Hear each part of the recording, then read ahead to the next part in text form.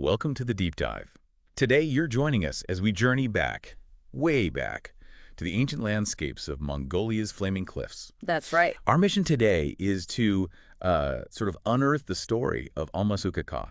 It's a fascinating dinosaur. It really is. And our story is largely drawn from the scientific literature, Yeah. including a pretty comprehensive Wikipedia entry that references the key 2017 paper that formally described it. Mm-hmm. So we want to understand not just what this creature was, but why its discovery offers you, someone keen on these deep explorations, a valuable window into the prehistoric world. And what immediately, I think, captures the imagination, even before we dig into the fossil itself, is the name, Almas Ukhaa. Yeah. Almas Ukhaa. It just evokes this sense of the wild, right? And the mysterious. Absolutely. Something maybe not quite fully understood yet. Absolutely. And for you who appreciate, the little details of scientific naming, that connection to Mongolian folklore is quite deliberate and, well, pretty evocative. It is. Almas refers to a wild man, a kind of mythical, maybe ape-like being, said to live in remote regions. Right, like their version of a cryptid. Exactly. So it's a poetic link to a discovery that actually stayed kind of in the shadows for quite a while. Okay, so let's start at the beginning then. Where exactly did this discovery happen, and what was the environment like back then? Well, the initial find itself is back in 1993. It was during one of those collaborative expeditions between the American Museum of Natural History and the Mongolian Academy of Sciences. Okay. And their focus was the famous Flaming Cliffs, specifically a site called Ukhaa Tolgod. Right, Ukhaa Tolgod, famous place. Oh, incredibly rich. This region dates back to the late Cretaceous, and it's just exceptional for fossils. You have to imagine a landscape very different from today, teeming with diverse life maybe around 75 million years ago. So picture this, the late Cretaceous Gobi Desert, totally different world. And within that ancient place, the bones of Almas Ukhaa start to emerge. Who actually did the careful work, getting the fossil out? The really meticulous preparation, freeing the bones from the rock, that was undertaken by Amy Davidson. Okay. And it's a delicate, very time-consuming process, as you can imagine. Oh, I bet.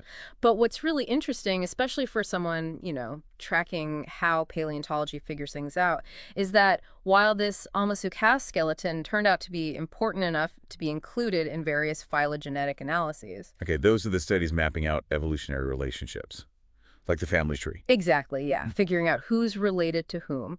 So even though it was used in those studies, a formal, detailed scientific description, well, it wasn't actually published until 2017. Wow, okay, that's a significant delay. It is. It's like having this really important piece of evidence, but not fully documenting it for more than 2 decades. Very much, yeah.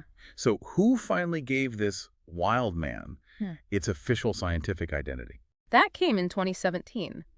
The formal naming and the really thorough description appeared in a publication by Perui and a team of researchers.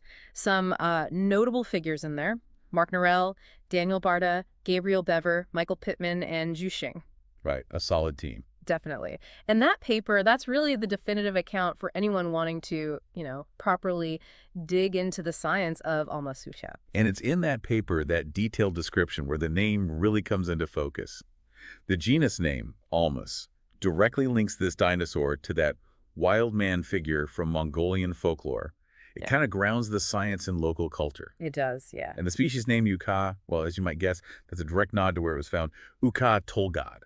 Exactly. It's just a fascinating example of how scientific naming can sometimes weave in cultural history, It truly is. And when we place Almas Ukhaa scientifically, you can really see its spot in the bigger picture of life. Okay, lay it out for us. Right, so it's domain Eukaryota, kingdom Animalia, phylum Chordata. Then you get into the clade Dinosauria. Standard stuff for a dinosaur. Yep. Then, more specifically, it's part of the Sauristia.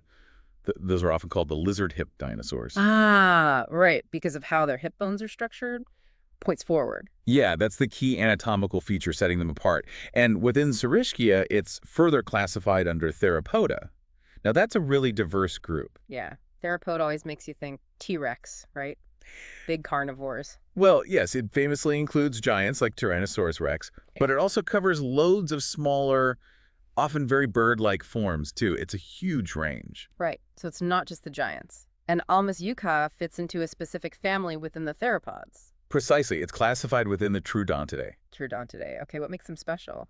Well, they're a particularly interesting family, generally small theropods, known for having relatively large brains for their body size. Ah, the smart dinosaur trope often points to them, right? Kinda, yeah. Yeah. It suggests potentially, higher cognitive abilities compared to some other dinosaurs. And their very bird-like features have also made them really central to discussions about, well, where birds came from. Bird-like.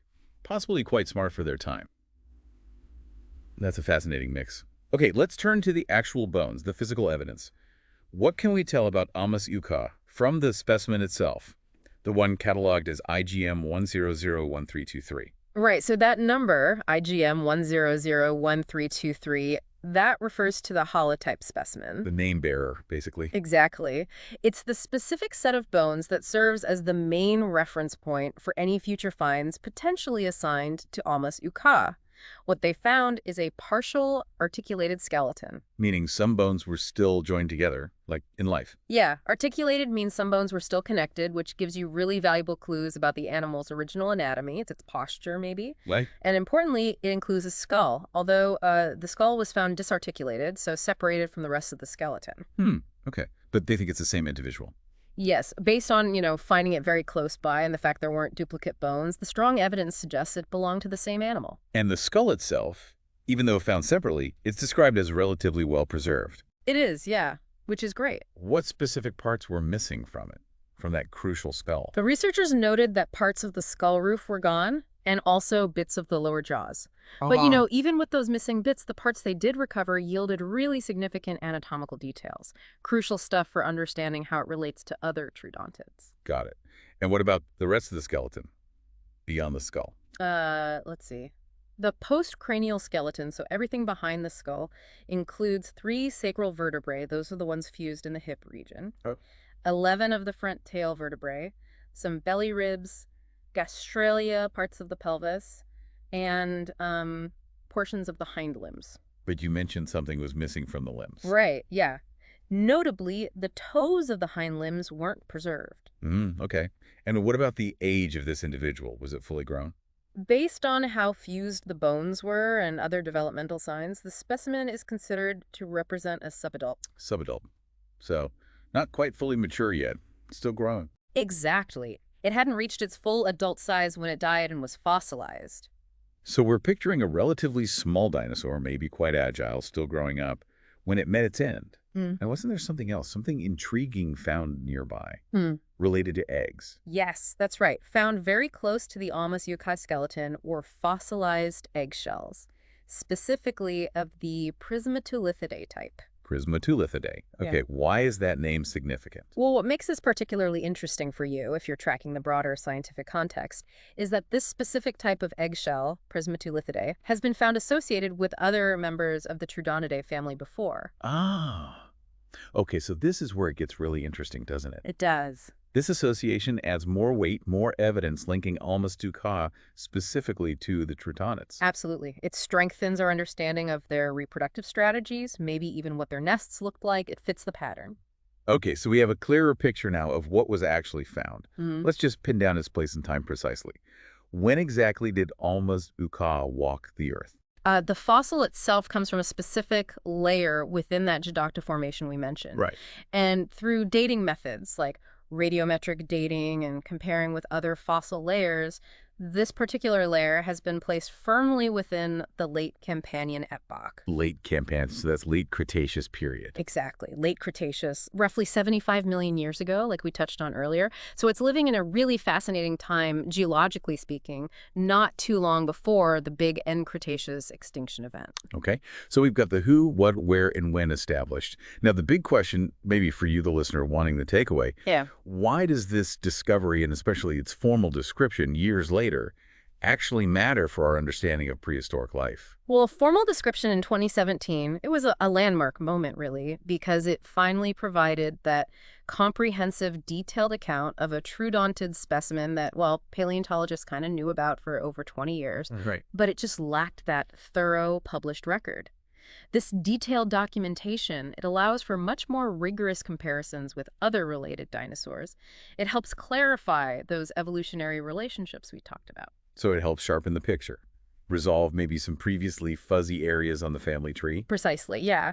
For those really following the field, it helps resolve previously open questions about just how diverse this group, the Troodontidae, actually was. So it's definitely not just another fossil. It's filling in some crucial gaps in our knowledge of how dinosaurs were evolving during that period. Exactly. It contributes directly to our understanding of the diversity of small theropods, especially the Troodontids, during a really critical time, the late Cretaceous, and specifically in Mongolia, which is such a hot spot. Right. This was a period of really significant diversification among dinosaurs, and every new, well-described specimen like Almas Ukhaa adds vital data points to that picture. In that connection with the Prismatolithidae eggshells you mentioned, that's not just a little side detail, is it? It has another layer of significance. Oh, absolutely not just a side detail. It really reinforces the link between this specific egg type and the Troodontid family. Okay. It offers further insights into their nesting behaviors, maybe their reproductive biology.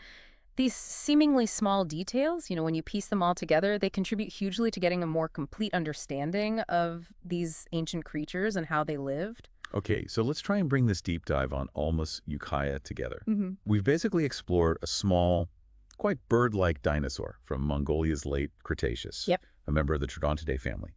And its very name, Almas, echoes that mythical wild man from local folklore, which is pretty cool. It is. Its discovery was way back in the 90s, but it really reached its full scientific potential, you could say, with that formal description in 2017, adding valuable data about Troodontid diversity and even giving clues about their reproduction through those associated eggshells. And for you, thinking about the bigger picture, it's actually a really powerful reminder that paleontology often moves forward through the really meticulous study of individual specimens. Yeah, that's a good point. Even fossils that were dug up decades ago can suddenly yield new, absolutely crucial insights when they're finally formally described and analyzed in detail. It just highlights the ongoing nature of scientific discovery. It's not always about the brand new find. That's a fantastic point. And, it leads to a final thought that might resonate with you listening. Given that this particular dinosaur was named after a wild man from local folklore, Yeah. what other potential connections might be lying hidden out there between the ancient creatures that once lived on our planet and the myths and legends that have survived through human history? Could, future fossil discoveries, or maybe even just re-examining things already in museum drawers, could they spark entirely new ways of looking at these old tales, giving us maybe a richer understanding not just of the prehistoric world, but maybe also the stories we tell ourselves about it? That's definitely fascinating food for thought. Where do the stories come from? Exactly. Something for you to mull over.